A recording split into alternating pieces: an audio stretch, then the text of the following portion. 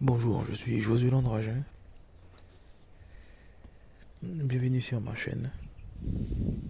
Je fais ce podcast pour mon livre numérique La relation en soi et l'autre, partie 1. Donc là, je vais parler du chapitre 2, les étapes de la relation humaine, qui découle sur des sous-chapitres comme la relation de connaissance, la relation d'amitié et la relation de fraternité. Voilà, donc la relation fraternelle. Je vais lire et commenter un peu l'ensemble, même au fur et à mesure, de comment je vois les étapes de la relation humaine. Pour moi, important, afin d'être dans des situations claires, des situations justes, et de ne pas être ambigu dans la relation.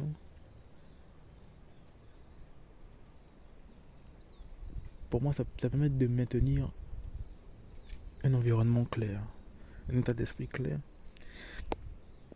et sérieux.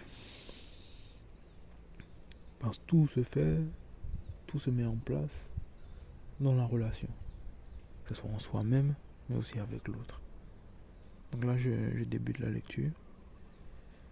Chapitre 2, les étapes de la relation humaine. La relation est le lien cultivé entre des êtres ou des structures. Elle est unique par le lien et par ses distinctions, relation, liaison, rapport, qui résument cet aspect permettant de différencier les stades d'interaction. Elle est aussi unique par une connaissance d'état d'un être à part entière et de structures créées par un ou des êtres conscients de cet état. Le chapitre 1 a permis de prendre connaissance de la relation avec le moi intérieur et la relation avec le moi extérieur. Grâce au chapitre actuel, il y a possibilité de distinguer les étapes de la relation humaine par la connaissance de l'étude précédente, sans oublier l'observation de l'être, corps, âme, esprit, car la nature de la relation est la base qui permet une évolution en étape à une culture fructueuse ou infructueuse. Dès l'enfance, mettre un mot ou des phrases sur ce sentiment, ce ressenti de voir ou revoir une personne du même âge ou d'un âge supérieur et inférieur est ce qui semble normal. Et c'est un fait. L'étape de conscience est en pleine construction. Les parents sont en situation de connaissance et de culture de la relation et de l'état de conscience de réflexion. C'est en grandissant qu'il y a des mots, des phrases qui permettent l'expression vis-à-vis de l'autre afin de lui faire partager et prendre constat de cette similitude. Plusieurs stades de la relation s'offrent à tout être humain au bénéfice de la nature, du temps, de l'interaction. Ce sont ces différentes étapes que je vais transcrire à travers les différents sous-chapitres qui vont suivre. La relation entre deux sexes similaires et entre deux sexes opposés sont différentes. Entre deux hommes et entre deux femmes, il y a cette nature corporelle de même sexe. Ces sentiments et ressentis sont souvent perçus de façon réciproque. Et cette durée qui représente une forte valeur dès le départ, entre un homme et une femme, la nature corporelle diffère. Elle est opposée. D'où une facilité, une envie, une attirance à se rapprocher du sexe opposé. L'interaction déterminant les sentiments et ressentis entre un homme et une femme qui sont souvent cultivés lorsqu'il y a recherche de mutualité, d'objectifs de nature similaire et lorsqu'elle est juste. Les sentiments et ressentis dans la relation humaine sont toujours plus solides avec le temps. Les degrés qui les déterminent sont la nature de chaque être, les choix de chacun dans l'interaction durant les étapes de la relation et la confiance qui représente un degré fortement non négligeable.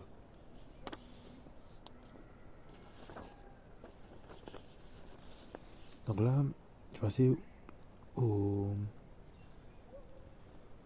sous-titre, la relation de connaissance. Là, un peu dans l'explication que, avant que je passe au sous-titre qui va suivre, les étapes de la relation sont importantes, mais elles sont plus présentes où l'état de conscience humain est plus stable lors de l'âge adulte. Il permet de pouvoir mieux se placer des repères et permettre un regard plus juste, plus sérieux sur les temps d'interaction, sur les choix de tout un chacun, sur la confiance qui peut être mise en place, sur les sentiments, les ressentis de tout un chacun. Et sur l'interaction mutuelle, l'échange mutuel sur l'ensemble de ces informations pour faire place à l'étape de la relation. Donc là, je vais passer à la relation de connaissance. Le début de toute relation, c'est celle de la connaissance. Moi, c'est un peu comme cela, moi, que je perçois la première étape de la relation. C'est une étape primordiale avec soi-même et avec l'autre. C'est le moment de regard, d'observation, ou bien même de salut. Cela dépend des moments de la relation. Cette phase peut être prise, par exemple, à quelqu'un qu'on a l'habitude de croiser sur son chemin en allant au travail ou dans l'ascenseur d'un immeuble. Une relation qui est tout simplement comme celle-ci. Je sais qu'il ou elle existe. Je connais peut-être son prénom, mais pas plus. Il y a présence de distance à cette étape de la relation, car elle reflète l'inconnu.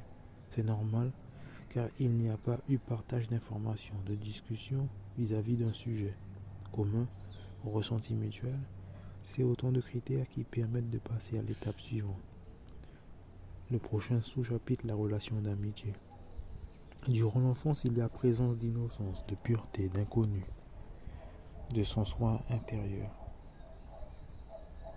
D'où une facilité d'interaction, sans aucune limite ou insouciance, qui ne peut être basée sur une conscience personnelle, complétée d'idéologie. Là, je ne parle pas d'idéologie contraire à la relation, mais bien celle qui permet de se construire, d'acquérir une sécurité, une sagesse, un savoir, une expérience. Avant d'être dans un tel environnement, beaucoup d'informations viennent à être, puis on déduit étant donné la base du relationnel dès l'enfance jusqu'à l'âge adulte. Donc, grâce à l'alliance avec soi, au bénéfice de la connaissance du moi intérieur et du moi extérieur, plusieurs rectifications peuvent être mises en place afin de se construire et mettre en place une idéologie véridique en soi, car elle ne tient qu'à soi. Enfin, dans ce sous-chapitre, il n'y a pas de durée permettant de cultiver le lien relationnel afin de partager ou connaître la nature de l'autre. La confiance est un repère non présent dans la relation, avec autant de manque dans ce lien finalement placé dans l'étape du début, relation de connaissance. Donc, c'est la base même un peu de l'interaction sociale. C'est-à-dire que dans cette zone, il peut y avoir la sociabilité, l'empathie, en fait même de regarder l'autre sans même forcément se poser des questions.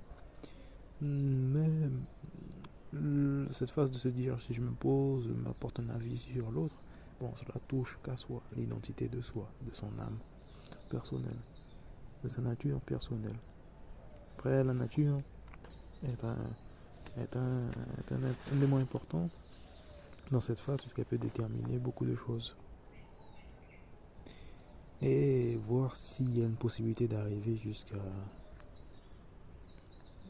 une relation d'amitié. Pour moi, ce sont un peu des étapes véritables, des étapes justes qui permettent de se situer. Donc la relation d'amitié, lorsque cette étape de la relation, lors de cette étape de la relation, il y a présence de confiance, de liens fortifiés, d'une relation de même nature, de sentiments et d'idéologie mutuelle. Ce lien relationnel est d'une très forte importance, car elle est non familiale. Conscience de la présence de l'autre dès la plus tendre enfance, mais inconnue, donc une relation partie de rien. Puis par la suite d'une culture, elle aboutit à un lien d'amitié qui est susceptible d'être en direction d'une alliance fraternelle ou éternelle pour les relations les plus saines qui soient. C'est la présence d'une nature totalement positive qui permet de telles alliances, mais aussi par une bonne connaissance du moi intérieur et du moi extérieur de soi, puis partagé avec l'autre et vice-versa. Dès l'enfance jusqu'à l'âge adulte, ce lien d'amitié peut être cultivé afin d'atteindre une alliance éternelle, mais il y a souvent beaucoup d'épreuves dans le lien relationnel et des déductions, ressentis, sentiments différents qui apparaissent en grandissant et des choix sont mis en place au détriment du lien relationnel, qu'il soit sain ou pas. Car là, c'est un tout, au bénéfice de la connaissance de son propre être, corps, âme, esprit, pour le moi intérieur et le moi extérieur, d'autre part, la nature de la relation, l'interaction durant la relation et la valeur de confiance en cette relation. Ces différents repères représentent ce tout, permettant, lors d'une observation positive totale de ces degrés, une alliance éternelle. Entre hommes, une telle relation est une réussite. Elle permet de tout bâtir, d'agir dans le temps sans aucune limite d'exécution, similaire à la relation entre femmes. Mais une telle relation entre homme et une femme aboutit le plus souvent au mariage. Un couple de cette valeur devient un modèle, un exemple, une source sûre dans le temps, dans tous les sens, et plus particulièrement dans l'union maritale. Je vais transcrire ce sujet au cours du chapitre 3, les relations hommes et femmes. Donc là sera pour le prochain podcast, là pour ce chapitre 3. Le prochain podcast de mon livre électronique, la relation entre soi et l'autre, partie 1. Donc, là, ce serait la relation d'amitié est placée dans une relation où il y a de fortes valeurs ensemble, des valeurs de confiance, des valeurs de respect, même, je pense, des entités spirituelles qui unissent la relation, qui sont même présents dans la relation et qui font part à l'union. Donc là, c'est des relations qui sont véridiques par l'aura qu'elles représentent, par la perception qui peut être extérieure de la relation. Donc là, j'ai passé au sous-chapitre numéro 3, la relation fraternelle.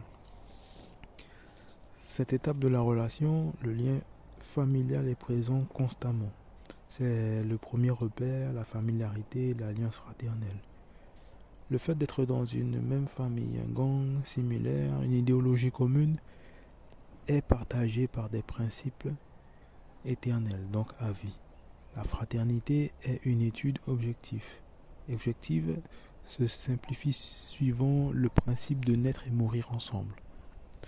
Pour la même nature, les mêmes objectifs et le même résultat. Dans la relation fraternelle, il y a souvent en fonction de l'éducation les parents, les frères et sœurs, famille sanguine, d'enfance ou d'adolescence. Mais aussi la phase après l'amitié qui permet aux deux personnes de faire un lien d'amour, un lien juste, un lien unique, du fait de leur relation qui peut être semblable à la fraternité. La nature de ces deux personnes est similaire, ainsi que le taux de confiance et le temps d'interaction, sans oublier le partage du moi intérieur et moi extérieur. fait de façon mutuelle. Dès la plus tendre enfance, il y a présence parentale. Un accompagnement qui permet l'étude de la relation globalité. Un accompagnement en direction de la connaissance. Ce sont les règles choisies en adéquation avec l'un et l'autre qui permettra de déterminer la relation, son état, ses limites et son respect. Des règles et des gestes simples comme les plus compliqués. Ces deux dernières phases permettent de marquer la différence dans toutes les interactions dans la relation. Car une relation entre une mère et son fils, lien d'affection sentimentalement lié en amour, est bien différente de celle entre deux hommes ayant grandi ensemble, lien d'amour fraternel, partage de péripéties mutuelles. Mais la différence est vraiment plus marquante dans le lien de connaissance, d'amitié, car la fraternité est souvent récoltée grâce à la confiance, la connaissance de l'un et de l'autre dans l'expérience du vécu mutuel au bénéfice de la durée d'interaction. Donc, lorsqu'il y a un regard des étapes de la relation dans le temps, pour moi cela débouche sur ces trois sous-titres. Ce serait pour moi une base. On regarde l'objectif, mais c'est pour moi un peu une base dans la relation, que ce soit la relation de connaissance, la relation de connaissance, la relation d'amitié et la relation fraternelle.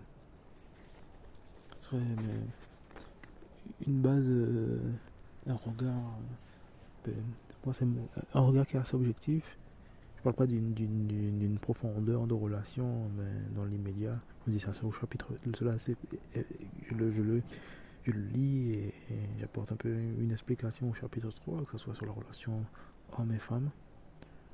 Mais pour moi, cela est important car tout se fait avec le temps. Toute confiance peut être placée avec le temps, tout respect. Pour moi, toute amitié, toute promesse d'amitié est faite avec le temps. Moi, cela touche qu'à moi, mais je vois une amitié entre, il me faut au minimum 5 ans, hein, à 10 ans, pour puisse me dire, voilà, je peux avoir peut-être la personne, peut-être un ami, puisque ça fait 5 ans qu'on se parle, on interagit, on vit des moments ensemble, on se parle assez souvent. Si cela passe vraiment très très bien, je pense peut-être 3 ans, 2 ans et demi, 3 ans, mais pour moi, en toute franchise, 5 ans à 10 ans. Pour moi, l'amitié, lorsque j'ai apporté un regard profond, l'amitié est vraiment une valeur sûre et doit être une valeur sûre dans la société. Et aussi dans la planète en elle-même, ce qu'elle représente. La fraternité encore plus est un lien qui peut des fois qui peut être à vie. La fraternité. Donc là c'était le podcast numéro 3 de mon livre électronique, la partie 1, la relation en soi et l'autre. Donc c'était pour le chapitre 2, les étapes de la relation.